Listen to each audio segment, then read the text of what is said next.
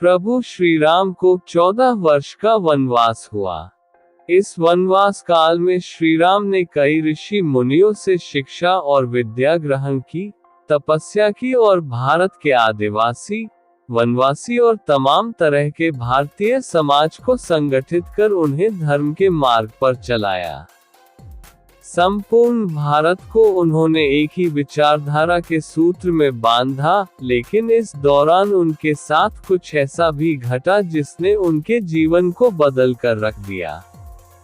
रामायण में उल्लेखित और अनेक अनुसंधानकर्ताओं के अनुसार जब भगवान राम को वनवास हुआ तब उन्होंने अपनी यात्रा अयोध्या से प्रारंभ करते हुए रामेश्वरम और उसके बाद श्रीलंका में समाप्त की। इस दौरान उनके साथ जहां भी जो घटा उनमें से 200 से अधिक घटना स्थलों की पहचान की गई है। जाने माने इतिहासकार और पुरातत्वशास्त्री अनुसंधानकर्ता डॉक्टर राम अवतार ने श्री राम और सीता के जीवन की घटनाओं से जुड़े ऐसे 200 से भी अधिक स्थानों का पता लगाया है, जहां आज भी तत्संबंधी स्मारक स्थल विद्यमान है, जहां श्री राम और सीता रुके या रहे थे। वहां के स्मारकों, भित्तिचित्रों, गुफाओं आदि स्थानों के समय काल की जांच पड़ताल वैज्ञानिक तरीकों से की। आओ जानते हैं कुछ प्रमुख स्थानों के नाम। 1. तमसा नदी। अयोध्या से 20 किलोमीटर दूर है तमसा नदी। यहाँ पर उन्होंने नाव से नदी पार की। 2. श्रृंगावरपुर तीर्थ। प्रयागराज से 20-22 किलोमीटर दूर वे श्रृंगावरपुर पहुँचे, जो निषादराज गुह का राज्य था। यहीं पर गंगा के तट पर उन्होंने केवट से गंगा पार करने को कहा था। श्रृंगावरपुर को वर्तमान में सिंगरौर कहा जाता है। 3. कुरई गांव। सिंगरौर में गंगा पार कर श्रीराम कुरई में रुके थे। 4. प्रयाग। कुरई से आगे चलकर श्रीराम अपने भाई लक्ष्मण और पत्नी सहित प्रयाग पहुंचे थे। प्रयाग को वर्तमान में इलाहाबाद कहा जाता है। 5. चित्रकूट। प्रभु श्री राम ने प्रयाग संगम के समीप यमुना नदी को पार किया और फिर पहुंच गए चित्रकूट। चित्रकूट वह स्थान है जहां राम को मनाने के लिए भरत अपनी सेना के साथ पहुंचते हैं। तब जब दशरथ का देहांत हो जाता है, भारत यहां से राम की चरण पादुका ले जाकर उनकी चरण पादुका रखकर राज्य करते हैं। 6. सतना। चित्रकूट के पास ही सतना मध्य प्रदेश स्थित अत्रि ऋषि का आश्रम था।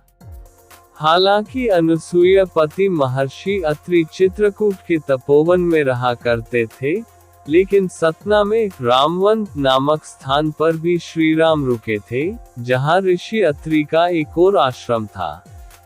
7.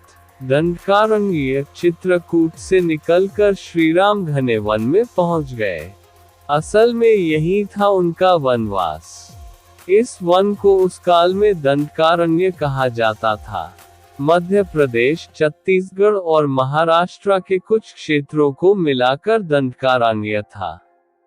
दंडकारण्य में छत्तीसगढ़, ओडिशा एवं आंध्र प्रदेश राज्यों के अधिकतर हिस्से शामिल हैं। दरअसल उड़ीसा की महानदी के इस पास से गोदावरी तक दंडकारण्य का क्षेत्र फैला हुआ था। इसी दंडकारण्य का ही हिस्सा है आंध्र प्रदेश का एक शहर भद्राचलम। गोदावरी नदी के तट पर बसा ये शहर सीता रामचंद्र मंदिर के लिए प्रसिद्ध है। यह मंदिर भद्रगिरि पर्वत पर है। कहा जाता है कि श्री राम ने अपने वनवास के दौरान कुछ दिन इस भद्रगिरि पर्वत पर ही बिताए थे। स्थानीय मान्यता के मुताबिक दंडकारण्य के आकाश में ही रावण और जटायु का युद्ध हुआ था और जटायु के कुछ अंग दंडकारण्य में आ गिरे थे। ऐसा माना जाता है कि दुनिया भर में सिर्फ यहीं पर जटायु का एकमात्र मंदिर है। 8. पंचवटी नासिक। दंडकारण्य में मुनियों के आश्रमों में रहने के बाद श्री राम अगस्त्य मुनि के आश्रम गए। यह आश्रम नासिक के पंचवटी क्षेत्र में है, जो गोदावरी नदी के किनारे बसा है। यहीं पर लक्ष्मण ने शूर्पणखा की नाक काटी थी। राम लक्ष्मण ने खर व दूषण के साथ युद्ध किया था। गिद्धराज जटायु से श्री राम की मैत्री भी यहीं हुई थी। वाल्मीकि रामायण अरण्यकांड में पंचवटी का मनोहर वर्णन मिलता है। 9 सर्वतीर्थ नासिक क्षेत्र में शूर्पणखा, मारीच और खर व दूषण के वध के बाद ही रावण ने सीता का हरण किया और जटायु का भी वध किया था, जिसकी स्मृति नासिक से 56 किलोमीटर दूर ताकेत गांव में सर्वतीर्थ नामक स्थान पर आज भी संरक्षित है। जटायु की मृत्यु सर्वतीर्थ नाम के स्थान पर हुई, जो नासिक जिले के इगतपुरी तहसील के ताकेत गांव में मौजूद है। इस स्थान को सर्वतीर्थ इसलिए कहा गया क्योंकि यहीं पर मरणासन जटायु ने सीता माता के बारे में बताया।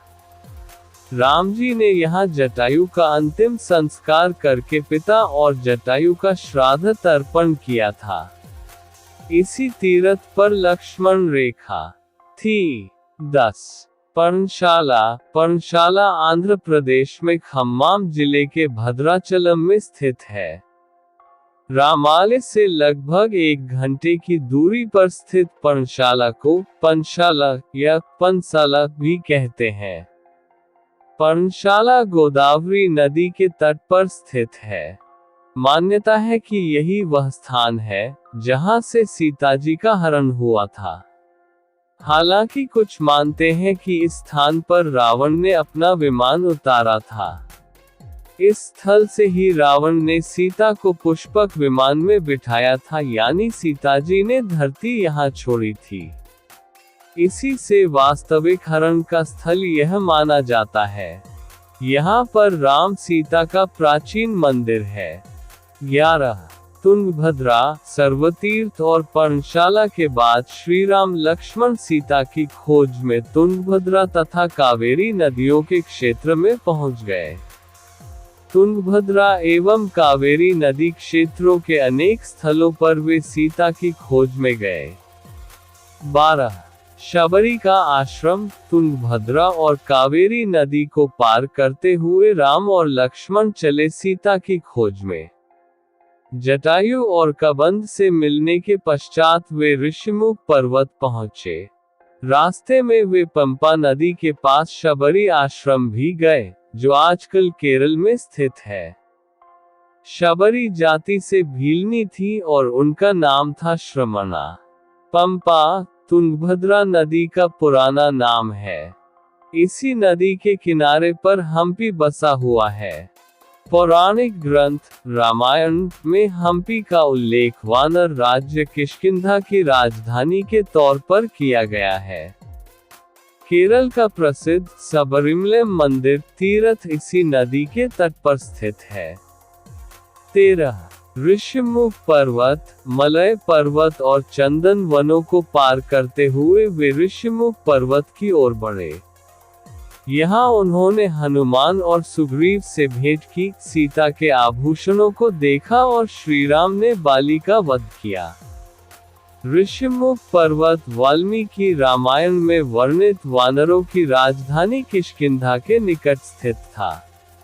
ऋषिमुख पर्वत तथा किष्किंधा नगर कर्नाटक के हम्पी जिला बेल्लारी में स्थित है।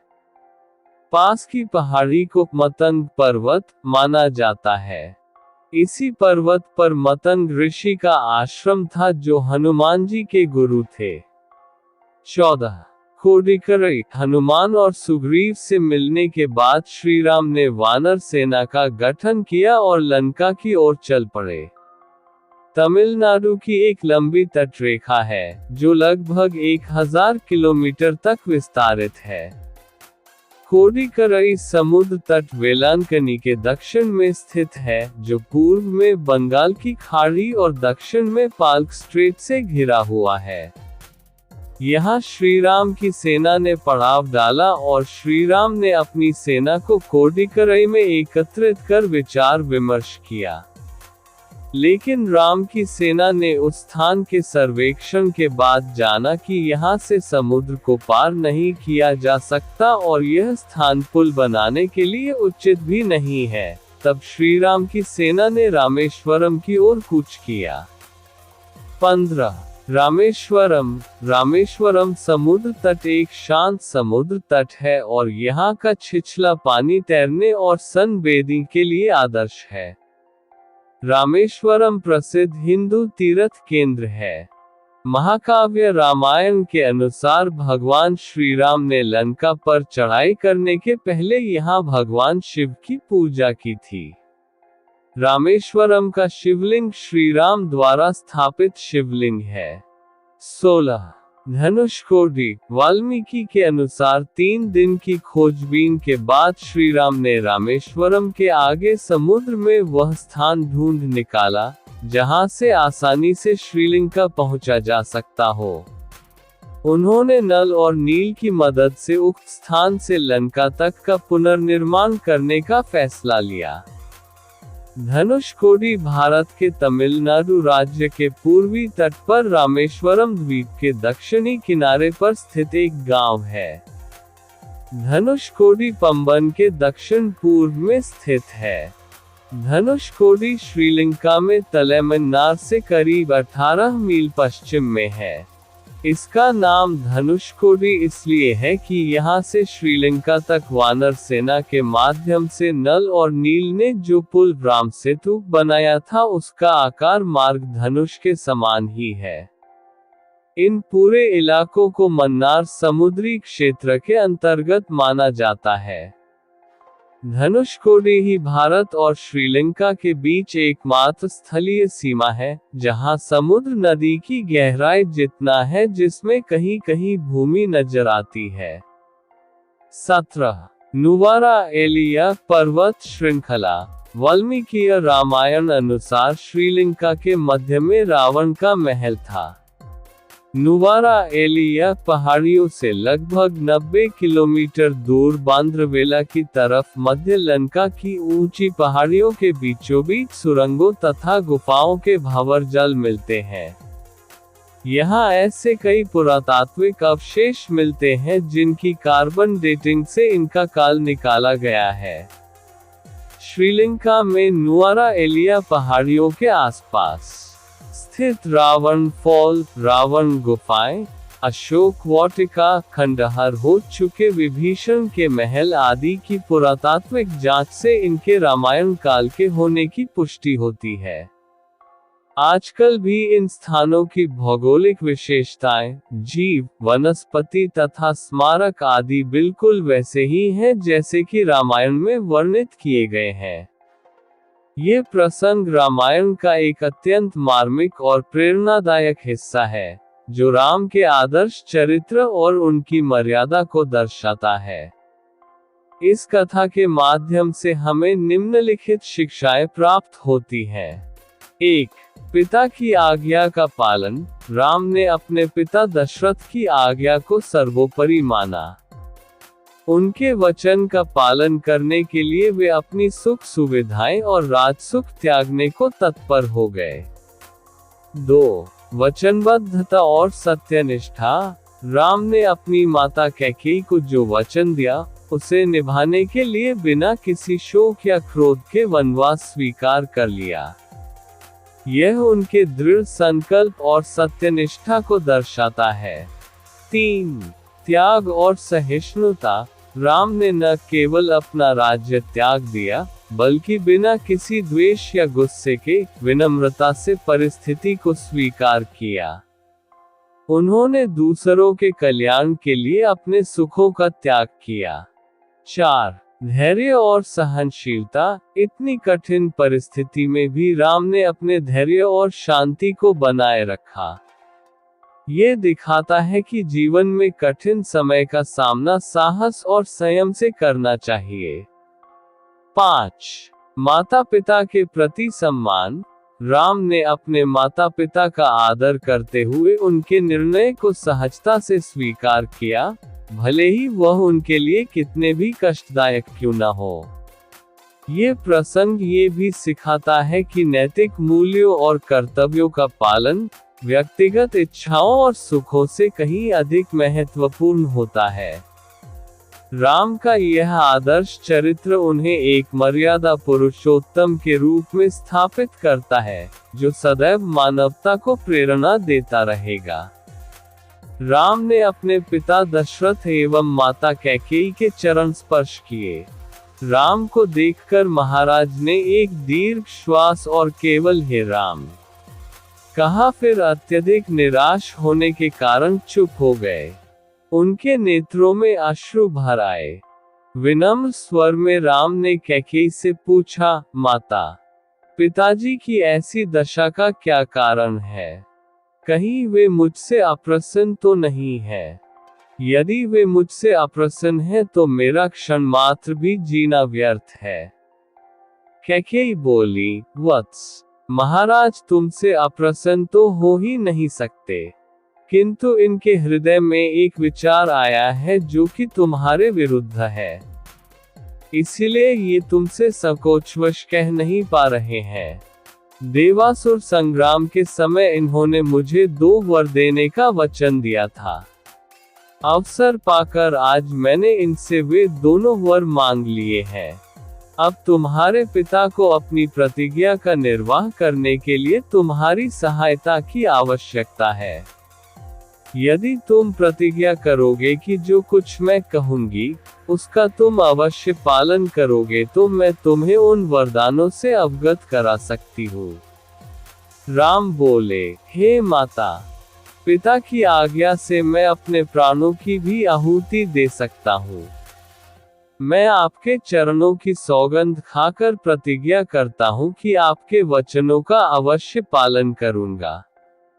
राम की प्रतिज्ञा से संतुष्ट होकर कैकेयी ने कहा, वत्स, मैंने पहले वर से भरत के लिए अयोध्या का राज्य और दूसरे से तुम्हारे लिए 14 वर्ष का वनवास मांगा है।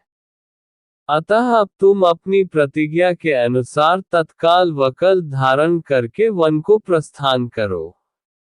तुम्हारे मोह के कारण ही महाराज दुखी हो रहे हैं, इसलिए तुम्हारे वन को प्रस्थान के पश्चात ही भरत का राज्याभिषेक होगा। मुझे पूर्ण विश्वास है कि तुम अपनी प्रतिज्ञा का पालन करके अपने पिता को पापरूपी सागर से अवश्य मुक्ति दिलाओगे। राम ने दुख और शोक से रहित होकर कैकेयी के वचनों को सुना और मधुर मुस्कान के साथ बोले, माता, बस इस छोटी सी बात के लिए ही आप और पिताजी इतने परेशान हैं। मैं तत्काल वन को चला जाता हूँ। यही मेरी सत्य प्रतिज्ञा है। महाराज दशरथ राम और कैकेयी के इस संवाद को सुन रहे थे।